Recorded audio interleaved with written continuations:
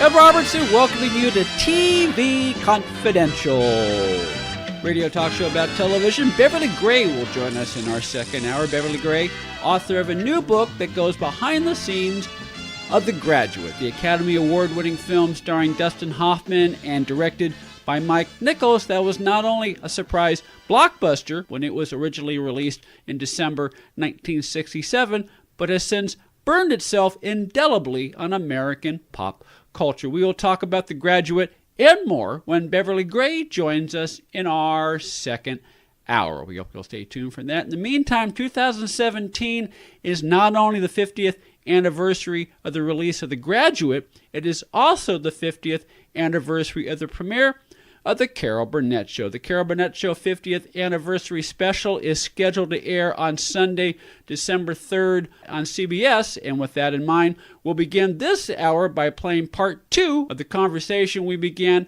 a few weeks back with our friend Wesley Hyatt. Wes is the author of The Carol Burnett Show Companion. So glad we had this time. Everything you wanted to know about the making of the iconic multi-Emmy Award-winning CBS variety series. Also joining us is our friend Chris Korman. Chris is the son of Harvey Korman, not to mention one of the many people that Wes talked to for the Carol Burnett Show Companion. And speaking of Harvey Korman, the Carol Burnett Show Companion, the best of Harvey Korman is just one of the many different DVD configurations of the Carol Burnett Show that are available at retail through our friends at Time Life. You can find the Carol Burnett Show, the best of Harvey Korman, available now wherever DVDs are sold. And while it goes without saying, folks, whether you get the Carol Burnett Show, the best of Harvey Korman, or any of the other Carol Burnett Show DVDs available through Time Life, you want to get a copy of Wes's book because that makes it a complete experience. Because Wes's book is the type of book that you want right next to you as you watch the Carol Burnett Show. So thank you. So I'd actually read Wesley's book, then watch it.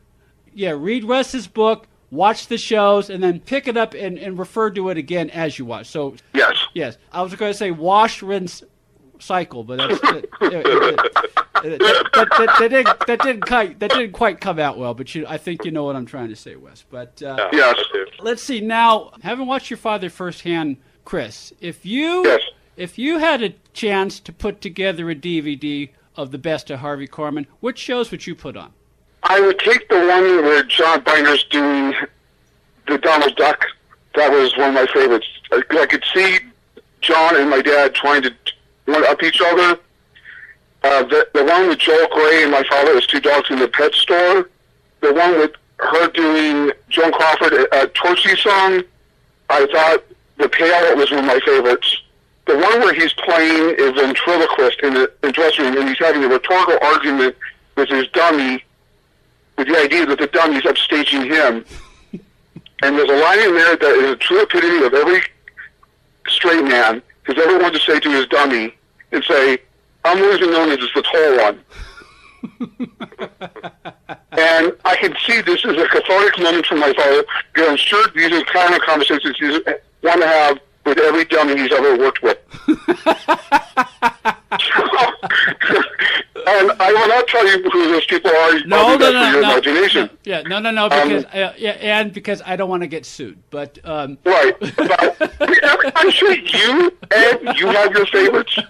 Wesley has his favorites. I mean, I would put some of the stuff from Blazing Saddles in there. Mm-hmm. I would put some Moments in High Anxiety in there. Because if you want to cross-reference my father's body of work, sure. He did so many different things. He did some incredible stuff on a Carpenter Christmas special. So I wouldn't limit it necessarily to Carol's show. But if you want, I mean, anything with Byner, anything with Jonathan Winters would stand out for me. Anything with Ken Berry or Jack Weston. Because, like I said, when you play with better people, it brought out the best in my father. And watching my dad with other people that he loved being with. Bernadette Peters. But I'll tell you the one that really blows my mind is the executive sketch with Steve Lawrence, my dad, and Tim. That was a classic because for most people that don't realize this, there's an episode where Carol says the mistakes from that sketch because Tim had put a thing of spinach in his teeth and he tried to get my dad to laugh, and my dad wouldn't laugh, and Tim ended up breaking himself up. Yep. I was laughing about it there, too. Yeah. And the thing is that Tim could not get in his head the visual of three men having a conversation with business with the overtones of being about sex and relationships. And Tim just could not grab his brain around that, and Steve played that up, because everything had an overtone or a subtext of having a relationship.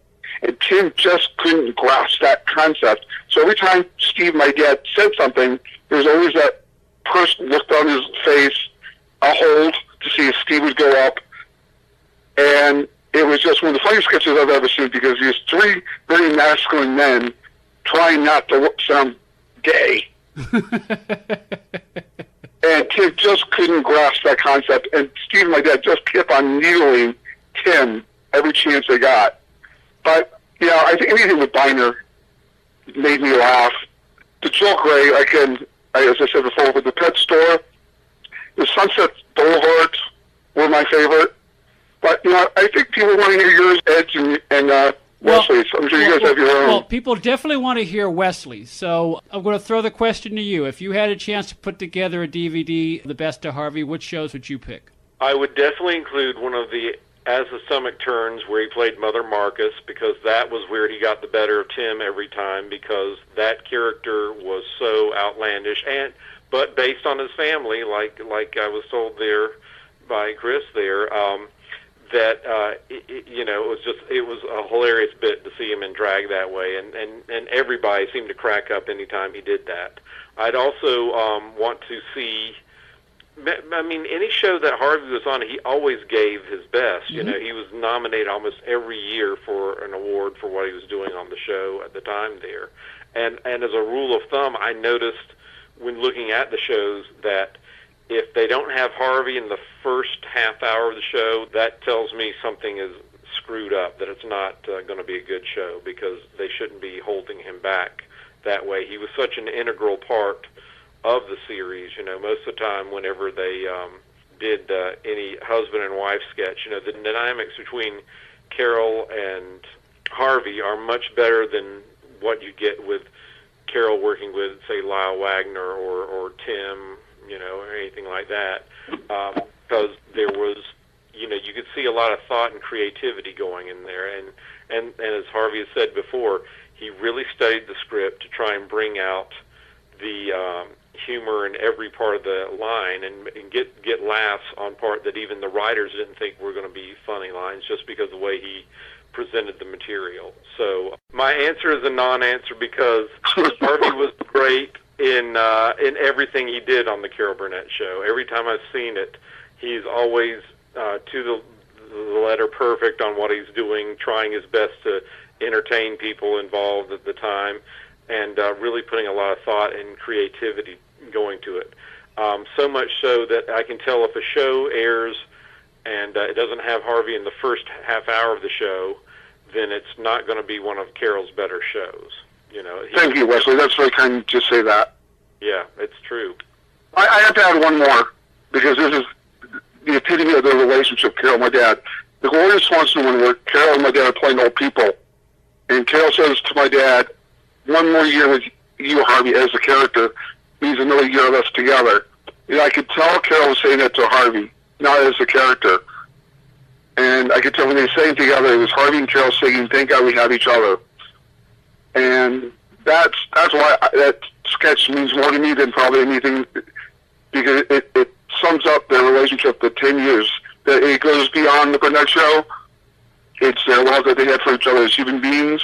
That's why they were so good together. And you can say the same thing about Gene Stapleton and Carol O'Connor, too.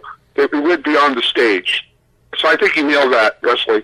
We're talking to Wesley Hyatt. Wes is the author of the Carol Burnett Show Companion. So glad we had this time. Everything you wanted to know about the long-running CBS variety series starring Carol Burnett, Harvey Korman, Vicki Lawrence, Lyle Wagner, and Tim Conway. Wes's book takes you behind the scenes of all 276 episodes of the Carol Burnett Show, plus interviews with all the key writers on the show, as well as such guest stars as John Biner, Kay Ballard, Michelle Lee, Wayne Rogers, and Gloria Loring. The Carol Burnett Show Companion is available now both in hardcover and in paperback through Bear Manor Media. Also joining us is our friend Chris Korman. Chris is the son of Harvey Korman. He is also one of the many people that Wes interviewed for the Carol Burnett Show Companion. Chris, you may not realize it, but you just set up one of my next questions. The man... You're better at this. The man who, I don't know whether stepped in, replaced, filled in, or was designated to be the next Harvey Korman, was Dick Van Dyke. And as with pretty much every aspect of the show, there's a story of that, Wes. What are the circumstances that led to Dick Van Dyke being chosen for the final season? All right. Well, what happened was in the 10th season of the show, 1976-77, early on, Harvey announced that it was going to be his last time with the show because he met with Fred Silverman, who was the former programming head of CBS and had moved over to ABC and helped boosted them to number one. And so Fred, part of his decision to keep number one was to try and give series offers to supporting actors on other networks' series, including Harvey. And he sold Harvey on the idea that, hey, you ought to be a star of your own sitcom. And Harvey was intrigued for two reasons. One was by that time he'd done over 10 years pretty much continuously of being a variety show regular, first on Danny Kaye's show starting in 1963 for 4 years, and then Carol's show thereafter. So that left him wondering, well, am I going to be kind of stuck in this mold, like Chris said about, some people saying a second banana or a straight man. So he wanted to spread his wings, and he's around 50 at the time, so that's understandable. You want to try and strike when you've got the opportunity hot. And the other thing that Harvey said in interviews at the time, he was saying that he began to know some creative fatigue going on Carol's show, and thinking that they were repeating themselves and not getting the kind of material they needed to stay on top. So with that in mind, that left Joe Hamilton with the option of going without Harvey, which would be crazy because that rarely happened. There were a couple shows when they had to do it for whatever reasons, I guess for commitments that he had. And I think Kenneth Mars substituted one time, and he did okay, but he was not any Harvey, at the same time. So what he thought was Carol had done a guest spot on Dick's show, Van Dyke and Company, which somehow won the Best Variety Series award in 1977 for that season, even though it lasted only half a season there at the time. It didn't really click with the public. But they had enough fun doing that Joe Hamilton came up with the idea, hey, why don't you take the place of Harvey here, but you won't be like him. We'll give you a co-star designation and billing and all of this stuff, and it'll be something different. So that's what Dick Van Dyke was sold on that bill of goods. When he got there that fall, he learned he was getting a lot of roles that he thought this was stuff that they were writing for Harvey, and he was very unhappy, and they began to notice that, and he left after the 12th week of being on that show, although one writer said that he thought he was trying to get out of there by the 5th because you can tell by watching the shows he's doing as well as Dick Van Dyke can do, but he was placed in a situation where he was kind of being compared to Harvey, and that was not helpful for him. And that's after he left there, then the rest of the season were just guest stars filling in, which kind of another testament that there was no real full replacement for Harvey on that series when he left. We're celebrating the 50th anniversary of the premiere of the Carol Burnett Show, along with Wesley Hyatt and Chris Korman. Wes is the author of the Carol Burnett Show Companion, so glad we had this time. Chris is the son of Carol Burnett Show star Harvey Korman. We'll take a quick time out, then we'll continue our conversation with Wes and Chris here on TV Confidential. Hi, everyone. I hope you're enjoying our podcast. If you're listening to us on our YouTube channel, youtube.com/TV Confidential, be sure to hit the subscribe button. Our friends at Time Life are commemorating the 50th anniversary of the Carol Burnett Show by bringing together some of the very best moments of the Carol Burnett Show for the very first time. That would be the Best of Carol Burnett Show, a 6 DVD collection available beginning Tuesday, October 3rd. The Best of the Carol Burnett Show features 16 episodes on 6 DVDs, including the premiere episode with Jim Nabors from September 1967 and the double-length series finale from 1978. Plus, as always, there are exclusive bonus features, including a new interview with Carol Burnett, 2 specially produced featurettes, and never-before-seen bloopers. Retail price for the 6 DVD collection of the Best of the Carol Burnett Show is $59.95. $59.95, and that is available from our friends at Time Life. Also available from Time Life beginning Tuesday, October 3rd, is a 4-disc collection of the Best of the Carol Burnett Show, available exclusively at Walmart. Retail price for that is $39.95, as well as a DVD single available nationally at retail for $12.95. For more information on all 3 configurations of the Best of the Carol Burnett Show, go to timelife.com. Hi, this is Vicki Lawrence, and you are listening to TV Confidential. Life is the game we're playing. Let the game begin. Love is the word we're saying. Better let it in. Ed Robertson author guest Wesley Hyatt and Chris Korman. Wes is the author of the Carol Burnett Show Companion, So Glad We Had This Time, while Chris is the son of Carol Burnett Show star Harvey Korman. The Carol Burnett Show Companion, So Glad We Had This Time, is available both in hardcover and in paperback through Bear Manor Media. You can also find it at Amazon.com and wherever books are sold online. The Carol Burnett Show 50th Anniversary Special is scheduled to air Sunday, December 3rd, on CBS. Wes, before we went to break, we started talking about the backstory of the circumstances that led to Dick Van Dyke joining the cast of the Carol Burnett Show the year after Harvey Korman left. I was 13 years old in 77, the year Harvey left and Dick Van Dyke took over. And I didn't know anything about the inside stuff of television that I do now, obviously, but just as someone who loved the show and who loved television, even at age 13, Wes, I thought that was weird. The idea of Dick Van Dyke joining the Burnett Show, I just thought was weird.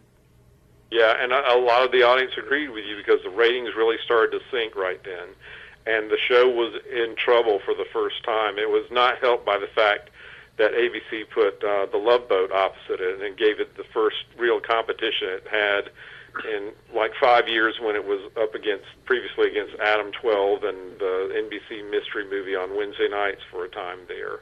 And CBS moved it to Sunday nights after All in the Family, and that popped up the ratings some. But if you look at those shows, they have a few shows out there with Dick on the DVDs. It's not the best reflection of him or the show itself. I honestly think if Harvey had stayed there, he would have gone crazy with some of the things they had going there because the show took a dive creatively. It was not just The Love Boat that did it in. It was because of the scripts that they had. They had a couple of new script writers, and a couple of the ones that they had that were really good, like Barry Levinson, had left over the previous year and so on there, and they just could not reach the level that the Carol Burnett Show had been accustomed to with its writing. Chris, did your father watch the show during that final year, or did he at least pay attention to it that you recall? I know he went back for the last one with them all walking out and kissing Carol, but he couldn't watch it. It killed him. It's like watching somebody else doing your job, and you have to sit there and watch it. And he felt so bad for Dick because he'd heard stories how bad Dick was. Because they basically, Wesley said it better than I did, or could. They basically rewrote my dad's stuff for Dick and gave it to Dick. And that's really nice for Dick. But here's 2 caveats that most people don't know that I find is interesting. We're talking about how shows and life are threaded together. Kenneth Mars, who took my dad's place for a couple of shows, went on to play the guy in Young Frankenstein with the arm. My dad was up for that role. Oh, really? How ironic is that? Okay. Here's the second weird one. If you watch my dad's Hall of Fame induction interviews, most people don't know this, my dad was offered the Gavin McLeod role before Gavin. And my dad said, I don't want to do 10-hour days anymore. I don't want to cross-dress on television with Ethel Merman or Van Johnson, but I certainly don't want to do 12-hour days. And as much as I love Bernie Coppell, I'll tell you, he would have loved taking all those cruises, but the idea of doing those type of long days on a one-camera shoot did not inspire my father. And he also didn't want to be the person that said, hey, look, Harvey, you're on the show that killed off your other show. Yeah, as a point of pride, because you give 10 years of your life to a show, even if you are creatively spent as a performer and want to move on, you don't want to see the show die, because that means a part of you dies. Mm-hmm. Yep. Yeah, and then that's what Dick said to me, actually, at my dad's memorial. He said, I don't know, Chris, if I should be here. And I said, Dick, why? Because it feels weird to be here, because I don't know how people felt about me leaving the Burnett Show. I said, Dick, I think at this point, I don't think there's any animosity. It just, I think Carol said best, maybe she said to a few people, Dick dressing up, it's Dick Van Dyke dressing up like a woman. When Harvey dressed up, he was playing a character. Yeah. Yeah. And that is very astute of Carol, because now, this is just me. Dick Van Dyke is an icon. So the idea of people saying, well, how could Dick not do as good as my father? And Dick even said, I could never replace Harvey Korman. That's quite a compliment coming from Dick Van Dyke. Mm-hmm. But he said, I couldn't do sketch comedy like your father, like Harvey. Yep. So we always say, I'm sure we all talk about this, we always assume every performer can do everything or feel comfortable doing everything. And that's not always true. Yep. We're talking to Wesley Hyatt. Wes is the author of The Carol Burnett Show Companion. So glad we had this time. The Carol Burnett Show Companion is available both in hardcover and in paperback through Bear Manor Media. Also on the phone with us is Chris Korman. Chris is one of the many people that Wes talked to and provided behind-the-scenes information and insight into the making of The Carol Burnett Show. The Carol Burnett Show Companion, as we said, available through Bear Manor Media. I believe Chris brought up Barry Levinson in our last segment. One of the fun things for me, one of the fun takeaways, is there's so many talented people behind the scenes, people I had no idea had associations with The Carol Burnett Show, Barry Levinson being one of them, Saul Turtletaub being another, and Dick De Benedictis, I think that's the pronunciation, Dick De Benedictis, one of the great composers of the night, ubiquitous composers, particularly for Universal shows throughout the 70s and 80s. He worked on that show. I didn't even know that. Yes, he did. He was there before Ken and Mitzi Welch came in the fall of 71. Dick was there in 70 and 71, and he worked with a lyricist that I can't remember, but he said that guy, they just did not work together well, although I think he came up with some pretty good musical numbers that he had on the show for that season. They had some nice moments on there, but when Ken and Mitzi, who Carol had worked with before on Gary Moore and some other things, when they were available, when the Kraft Music Hall went off in 1971, that's when she said, okay, we're going to bring in the Welches. Sorry, Dick, but you're... What about Artie Melvin, Wesley? When did he come in? Artie Melvin, I think he was in around the time with them. I don't know if he worked with Dick Benedictis or not. I have to look. I haven't got to look through my book and find that out. But he did. Artie did some stuff with Ken and Mitzi and some on their own, and they were really good. And Dick Benedictis, he was very appreciative of what Carol offered him during the show. But it was another case like Dick Van Dyke, where it was not using his talents to the full extent, and it was probably better off for him to do other things that he did after the show. Wesley, you can help me with this. Wasn't there a music person before Peter? Oh, before Peter Matz, yes. The original orchestra leader was Harry Zimmerman. That's it. Oh, my God. I was thinking about that all day. He also went off the same year that they had for Dick Benedictis in 1971, and basically it was because he was getting up in years and he was missing a few musical cues, and so they kind of modernized the show with getting Peter Matz in there, who had already run like a bunch of, or been nominated for a lot of Oscars and Grammys for his work with Barbra Streisand and many other right. and he did a superb job of conducting the orchestra the last 6 years, I think it was. We've been talking a little bit about turnover, both in terms of on-camera personnel, such as Dick Van Dyke replacing Harvey in the final season. Also, people like Dick DeBenedictis joining the show for short periods of time before moving on to other things. One of the another reveal that I learned in your book, Wes, is that many comedy writers, I have learned, they write in teams. There's always a partnership. Ken Levine and David Isaacs, for example, But as you tell the readers in the Carol Burnett Show, so glad we had this time, when it came to Carol's show, there was often an economic reason for partnering people.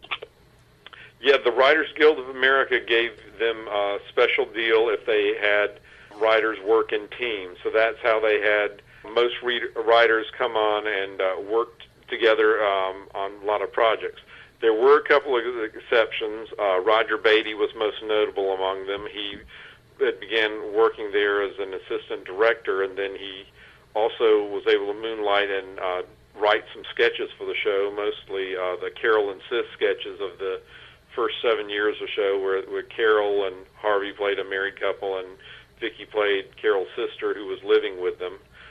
He did a lot of those, and then Roger later wrote for Three's Company, and you can tell a lot from Three's Company. It seems like a lot of his stuff was kind of similar to what he did with Carol and Sis, albeit with more longer plots and complications and so on that way. But in general, most of the writers worked in pairs of two, except for the head writers, and that would include Ed Simmons in the later years and Arnie Rosen in the first 5 years. Wasn't Barry writing with Jay Tarses? No, Tom Patchett. Yeah, Tom Patchett was doing Jay Tarses, yes. And Barry was writing with his Rudy DeLuca. Remember that? That was. Oh, that's right. Okay, that's right. Yeah. Yeah. Wow. Rudy DeLuca also later did some of the Airplane movies, worked with the Zucker brothers and so on there. And, of course, Barry Levinson became a successful director. He got the Oscar for Rain Man, among other things. And co-wrote High Anxiety with Mel and Rudy. Yeah. And he told me he was really worried about, when he started the show in 73, he was kind of seen as the oddballs there because he hadn't really done a full-fledged variety show like Ed Simmons and some of the others had gotten there. But they were able to come up with a great sketch, the Dr. Jekyll and Mrs. Hyde sketch. Oh, that was a great one. Yeah, where everybody is playing different genders and so on there, and that got some great reaction. That from there they were able to go pretty well on the show, and then more opportunities presented themselves, so they left after a couple of years. No show can last 11 years on the network without changes, not only in front of the camera but behind the scenes, and I understand, even though Carol gave everyone the freedom to do their job, if I remember correctly, she did step in on occasion, and when it came with the writers, there were times when I think she would make suggestions that, okay, it might be time to bring in other sets because we're beginning to repeat ourselves. Yes, she basically, the biggest change she had to do was in the fifth season, 1971-1972, when there were a lot of sketches that began to be remakes of old sketches. Arnie Rosen had been promoted from head writer to producer to help out Joe Hamilton because Bob Banner, the original executive producer, had left after 4 years, and Joe became the executive producer of the show, as well as being Carol's husband. I don't know if we said that, but we need to say that now. Yes. And that happened. That promotion seemed to affect Arnie's ability to kind of discern or expect a lot more better writing out of his writers and so on there. And so there became a lot, about every third show by the middle of the season, there was a repeated sketch and so on there. And Carol and them got kind of nervous about that. And she and Harvey, as she said, were given less material to work off of to do everything. And she said she seriously considered about ending the show that season, until she was talked over, okay, well, maybe the problem really is the writing, and that's tough to think because Arnie was there from the beginning to help establish the situation, but he kept on relying too much on characters like Zelda the Nudge, it'd be going, who was always whining to her husband, played by Harvey, like, that sort of thing. That made Carol think, okay, we're going to have to get rid of him and some of the other writers that just aren't turning out the material. And the irony is, when they denounced the firing, then later on the Emmy Awards, Carol Burnett Show finally won Best Writing. Oh, there's irony for you. Yeah. There are certainly a lot of stories about that in the TV industry, that is for sure. Yeah, that's a good one. We're talking to Wesley Hyatt. Wes is the author of the Carol Burnett Show Companion, so glad we had this time. Everything you wanted to know about the long-running CBS variety series starring Carol Burnett, Harvey Korman, Vicki Lawrence, Lyle Wagner, and Tim Conway. Wes's book takes you behind the scenes of all 276 episodes of the Carol Burnett Show, plus interviews with all the key writers on the show, as well as such guest stars as John Biner, Kay Ballard, Michelle Lee, Wayne Rogers, and Gloria Loring. The Carol Burnett Show Companion is available now both in hardcover and in paperback through Bear Manor Media. Also joining us is our friend Chris Korman. Chris is the son of Harvey Korman. He is also one of the many people that Wes interviewed for the Carol Burnett Show Companion. The Carol Burnett Show 50th Anniversary Special is scheduled to air on Sunday, December 3rd on CBS. Let's talk a little bit about the music on the Carol Burnett Show. I don't believe we got into that topic the last time you were on, Wes. The Carol Burnett Show has been on television one way or another, mostly, as you mentioned at the beginning of our program, through the 30-minute Carol Burnett Show, Carol Burnett and Friends, that was stripped 5 days a week for many years, and is currently what is being shown every night on Me TV. But there were the Ernest Flatt dancers, and you usually had one or two songs, either sung by Carol or the guest star, and then of course you would have the big musical finale at the end. But as you point out in the book, with very few exceptions, the music that appears on the show is one of the few things that dates the show. Yeah, and that's partially because of Carol's preference. She came of age before rock and roll was really in full force. She was already in her mid-20s, or getting near her, in her early 20s, I should say, when Rock Around the Clock was number one, So she kind of, I guess you could say, had that bias towards that for music that was kind of more middle of the road. And it really stands out looking at the first 5 seasons, especially, where it was very rare to have someone like maybe Dionne Warwick to appear and do one of her latest hits, theme from Valley of the Dolls.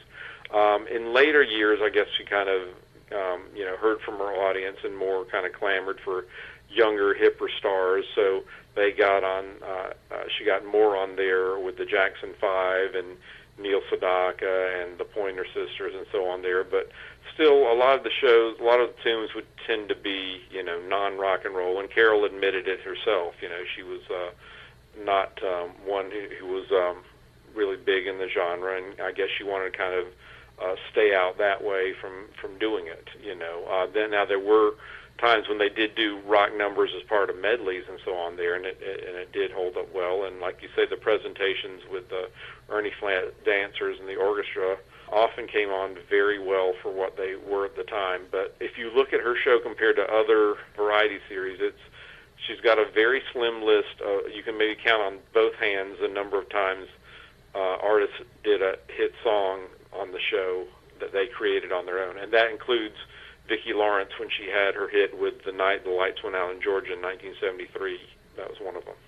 And the Carpenters. Yeah, the Carpenters did it there too, and I think her last big name guest star was Natalie Cole in 78. Yeah. By the way, folks, one of Wes's other books is the Billboard book of #1 adult contemporary hits. So he was able to draw on his own embedded computer of popular music history, and as he looked at and reviewed and researched and put together the book. But one of the few exceptions, as you pointed out, I mean, there are only a handful of times when a music star, a popular music star, would perform his or her hit on the show at the time. One of those exceptions was Glenn Campbell. Yes, that's correct. He, in fact, I think he might have done the TV debut of Southern Nights when he did the show in January of 1977. And in fact, the show gave him the option of doing the song live and long, which was kind of longer than the single version, which was kind of unique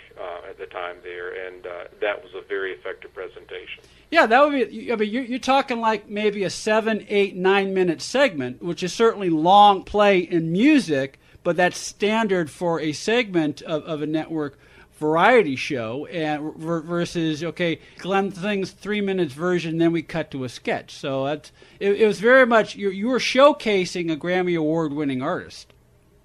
Yes, she was. And then later on in the show, she did an even longer medley with Glenn of his old hits and singing some songs along with him there too. So that went really well. You know, Carol would do that occasionally with their guest stars and kind of the finale with their singing along and getting it to in that way. Of course, she also did one with Ray Charles. Did she sing Georgia on His Mind? Yeah. That was rare. As the charwoman, yeah, I think she did. Yeah. Yeah, one of the few times I think they had the charwoman doing a sketch with one of the guest stars. Usually Carol did the charwoman just by herself at the end. Well, that's right.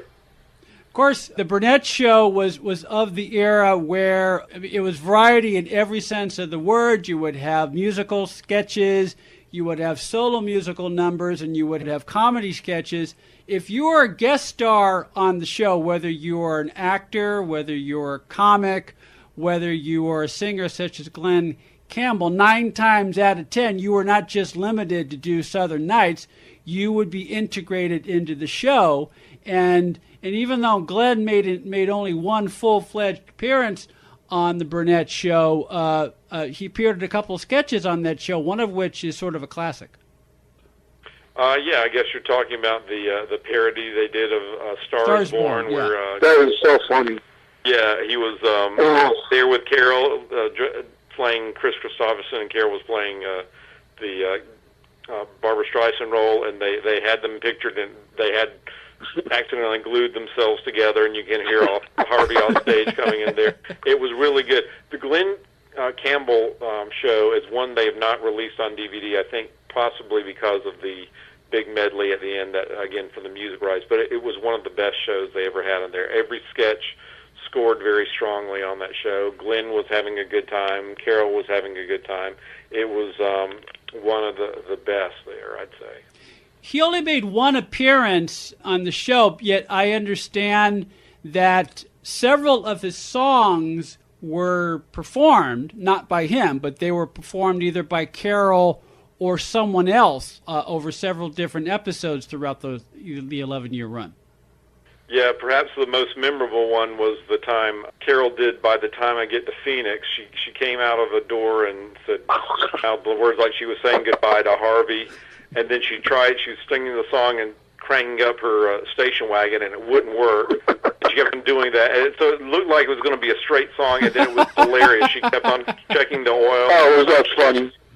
And then eventually she tries to leave on the tricycle, and then her suitcase opens up, and then Harvey comes out and like, "What are you doing? Come on back in." And she's like, "Okay." You know, it was very well done.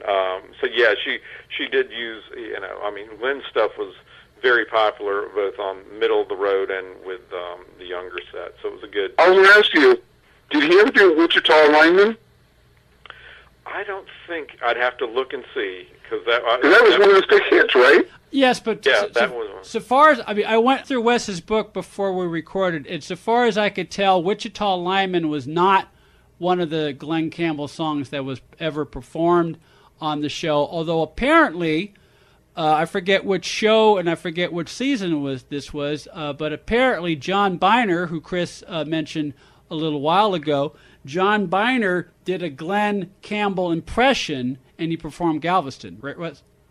Oh, yeah. Good. Yeah. Yes, that's right. Yeah, that was very funny too. John was, like Chris said, was very talented, and I even talked to John Biner, and I was just like, was there any talk about you becoming a regular? Because all of his appearances had a certain energy to them, that made it really good, and the audiences really responded well to his material.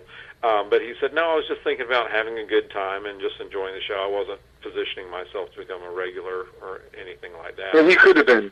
He easily could have been. Would have been excellent. Yeah, had they thought about him instead of going with the names such as Dick Van Dyke, I think he would have filled in nicely, and the show would have picked up some steam, provided that they wrote material for John and not asked John to perform material for Harvey. That's the big key right there. Like we mentioned it, they would have to have changed the perspective on their writing, and I don't think they do that. I don't think any of the other contenders that we mentioned, even if it was Bernie Kopel or Ross Martin or anyone like that, I don't think it was in a no-win situation there, because Harvey had become so ingrained to people in that position they had. Plus, at the same time, when that was the year when the syndicated rerun started in 1977, the fall of 1977. So people were seeing the old Carol Burnett shows, and Harvey was looking great, and then they'd watch the ones on Saturday nights with Dick, and they'd be like, God, this is not as good as what those old shows were, and it suffered in comparison. It was competing against itself. Yeah, exactly. It really was. We're celebrating the 50th anniversary of the premiere of the Carol Burnett Show, along with Wesley Hyatt and Chris Korman. Wes is the author of the Carol Burnett Show Companion, so glad we had this time. Chris is the son of Carol Burnett Show star Harvey Korman. We'll take a quick time out, then we'll continue our conversation with Wes and Chris here on TV Confidential. Hi, everyone. I hope you're enjoying our podcast. If you're listening to us on our YouTube channel, youtube.com/TV Confidential, be sure to hit the subscribe button. Buying or selling a home can be one of the most stressful things we'll ever do in life, but it doesn't have to be. And no one knows better than our friends at Front Porch Realty Group. They're a community of realtors serving the Northern Bay Area of California that cares about their clients as individuals first and foremost. Whether you're a first-time buyer or looking to lease or sell your property in the Bay Area, Front Porch Realty Group will help you through this important transition by providing you with the right information for your situation while lessening the pain. They also work with a network of realtors throughout California who provide the same high caliber of customer service. Call Front Porch Realty Group at 415-886-7411 for a realtor referral near you. You can also visit their website, frontporchrealtygroup.com, for more information on the services they provide, including upcoming workshops and seminars. For more information, call 415-886-7411 or visit frontporchrealtygroup.com. Front Porch Realty Group. They'll find the solution that works best for you. Ed Robertson with enough time to tell you that if you're a fan of Mama's Family, there is no better time than now to add Thelma Harper and her dysfunctional family to your DVD collection with the release of Mama's Family, the complete series, available now exclusively at Walmart through our friends at Time Life. Mama's Family, of course, is the long-running spin-off of The Carol Burnett Show, starring Vicki Lawrence, Ken Berry, and Dorothy Lyman. Besides all 130 episodes of Mama's Family, this complete series package includes such bonus features as Eunice, the made-for-TV movie starring Carol Burnett, Vicki Lawrence, and Harvey Korman that eventually led to the Mama's Family series, exclusive cast interviews, including one in which Vicki Lawrence interviews Mama, the Mama's Family 30th Anniversary Reunion, key sketches from the Carol Burnett Show that featured the family, plus a whole lot more. Retail price for Mama's Family, the complete series, is $39.96. $39.96 for Mama's Family, the complete series, available now exclusively at Walmart through our friends at Time Life. Hi, this is Peter Onorati. You're listening to TV Confidential.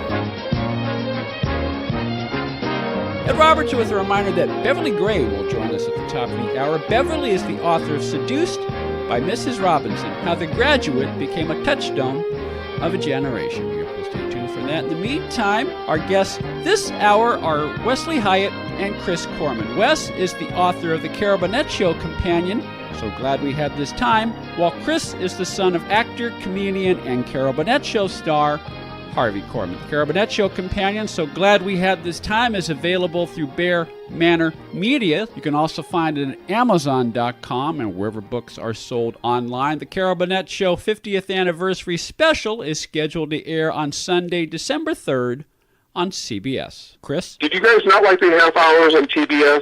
Because I didn't like them. I wish they would have kept the music. I liked them for I know what they were, why they had to do it, just because of the strengths in getting it together. And I think they edited as well as they could with the situation they had there. The only thing that I got disappointed with, sometimes you could tell they, cut out the Q&As really quick, and of course you didn't get the whole cast at the end hugging each other and saying goodbye, and that's kind of a anticlimax, with just having the cast roll and animation at the end. But it was very popular. You can't argue with it. It was a big hit, and it helped keep the show's name among the public. While other variety shows, later on, Flip Wilson tried to do it with his show in a half-hour version, and it bombed. I think Red Skelton tried to do his half-hour shows syndicated in the 80s, and that didn't sell either. It was a shrewd move on Joe Hamilton's part, even though, as we've discussed before, he was trying to be very cheap and not pay everybody the full amount they deserved in the repeats there until he set up an equitable agreement. That even Carol even forced him to pay the dancers, even when the dancers didn't show on the shows listed on there, which says something about Carol's integrity. It says a lot about Carol. Yeah, I mean, Joe was a classic penny pinching producer in that he would give Carol everything, the top notch, anything. The time when they did a sketch, and like the pail sketch, all those pails coming in there, that costs a lot to get that set up, and everything is great. But when it came to spending money on talent, that's why Lyle Wagner left after 7 years, because Joe wasn't willing to give him a raise. He's like, I don't think you're that crucial to the show's success. And I guess he was right in that regard, but at the same time, he cannot serve Carol's best interests sometimes, I'd say. Okay, I was going to ask you, Wesley, maybe Ed knows this, when we talked about this. You notice the first 5 years, she went heavy with the Broadway people, Mel Torme a lot. It just seemed like there was a forethought to tap the people that she liked, that she'd worked with on Broadway or knew. It was certainly a lot of Mel Torme. It just seems heavy on the Broadway people. Yep. And I don't know if that was a forethought on that's Joe or Carol doing that. I don't know. I think it was kind of both of them. They were both kind of raised up in the Broadway area and the mood of you get that, and I think Carol felt comfortable with the veterans working with her.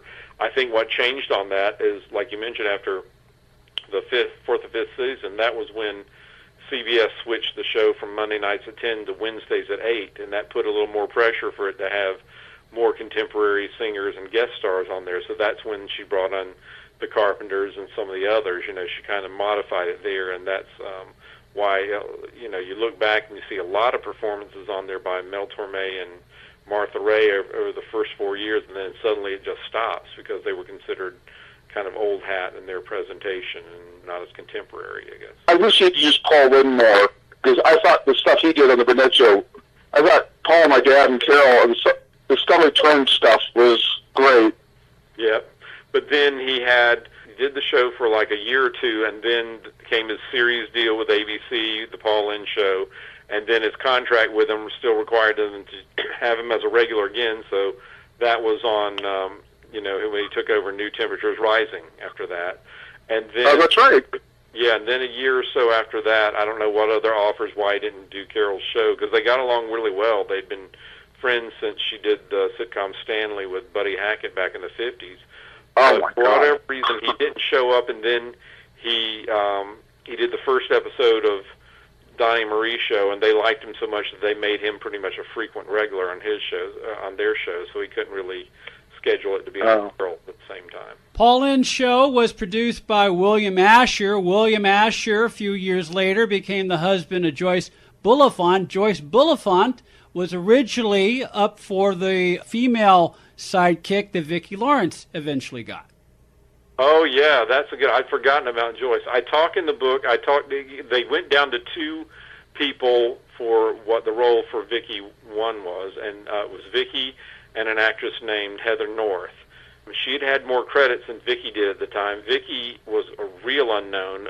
Vicky's professional experience had been working with a young American singing group and touring with them, and she'd also made an impression with Carol as winning a Carol look-alike contest at her high school, and Carol visited her, and they have formed a big bond. But still, did not mean that she was going to get the role of playing Carol's little sister on the Carol and Sis sketch.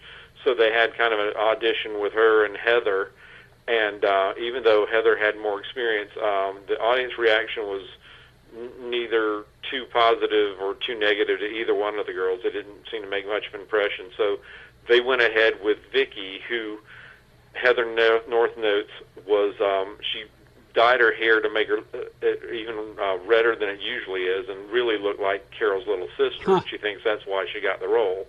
Heather herself went on to be the voice of Daphne on the Scooby-Doo cartoons, and worked some on Days of Our Lives, where she married the director on there, and they had a long marriage until he passed away about 2 years ago. So, and it came out fine. She said she has no regrets. She's like, I could not have done the character Mama like Vicky did on that show. So that's how Vicky became part of the family. And Joyce Bulifant came out okay, too. Joyce Bulifant did very well herself, yes, on everything. I knew Joyce very well. I went to school with her son, Wow. John Asher. Cool. Who went off, ended up marrying Jenny McCarthy before they got divorced, and she married Donnie Wahlberg. Wow. Yeah, I have all these things in my head. That's why my wife stays away from me most days. Before we forget, we mentioned that Wes spent more than 3 years researching the Carol Burnett Show Companion. So glad we had this time. Wes is also spending a lot of time and picking up, I imagine, picking up even more frequent flyer miles researching his next book. Wes, tell us what you're working on now. It is a book called Bob Hope on TV, Thanks for the Video Memories. And it catalogs all of his specials from when his first one on TV from 1950 to his last in 1996, which is nearly about the same number as the Carol Burnett Show, around 300 shows, plus his guest shots on other variety series, on game shows, on talk shows, sports reels. I tried to get as much anything that he did on a national level included there, and even by restricting to that, there's still a lot of material in there. There's going to be some credits listed there that I know are not in his listing on IMDb or Wikipedia. That's how omnipresent he was, and I think it's going to be a good reveal there too. And I do have a picture in there of when Bob guested on the Carol Burnett Show, 1969. Wasn't it though when Bob Hope walked in? Yes. It was the Bing Crosby show where he surprised Bing as a guest at the Brown Derby. Yeah, that was very That's right. Did he know that Bob was going to be there? No, Carol surprised him with that.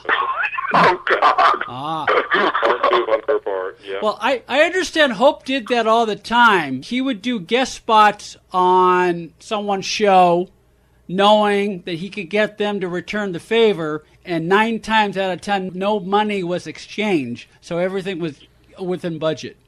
Yeah, Bob was tight. I think it's pretty well known. Yes. And that way, he didn't have to spend as much on them as they would have had to spend on him, you know? Well, we will look forward to talking about Bob Hope. Thanks for the video memories. If all goes well, when is the book expected to come out? Hopefully by Christmas time this year. That's appropriate. Yep. That's appropriate. All right, so we will definitely look forward to that. In the meantime, final question for you both.